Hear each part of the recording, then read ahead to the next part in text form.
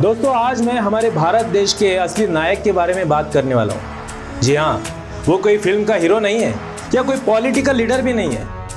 वो है हमारे भारत देश का सामान्य किसान। जी हाँ, वही किसान जो रात दिन लगातार कठिन मेहनत और समर्पण से खेती करके हमें भोजन प्रदान करता है। उनकी मेहनत और संघर्ष के बिना देश का विकास और समृद्धि संभव नहीं हो सकती। वो सिर्फ खेतों में काम करने वाले इंसान नहीं है, बल्कि हमारे राष्ट्र की रीढ़ की हड्डी भी है। हमारे भारत देश में हर साल 23 दिसंबर को किसान दिवस मनाया जाता है। ये दिन भारत के 5वें प्रधानमंत्री चौधरी चरण सिंह के जन्म का भी उत्सव है, जिन्होंने सरकार में पद प्राप्त करने से पहले एक किसान के रूप में अपना जीवन व्यतीत किया था।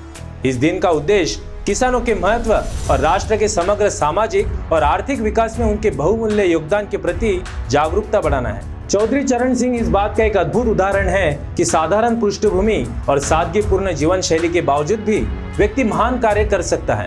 इसी महान व्यक्तित्व की जयंती के उपलक्ष्य में 23 दिसंबर को किसान दिवस मनाया जाता है।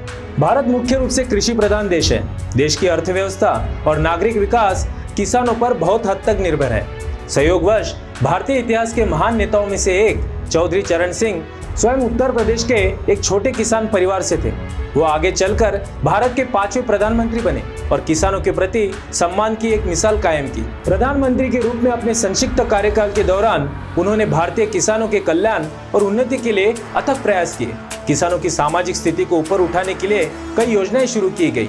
किसान से राष्ट्र देश बनने तक के उनके अनुकरणीय कार्य और सफर को देखते हुए भारत सरकार ने 2001 से उनकी जयंती को किसान दिवस के रूप में मनाने का निर्णय लिया। इस अवसर पर हर साल देश भर में कई कार्यक्रम आयोजित किए जाते हैं।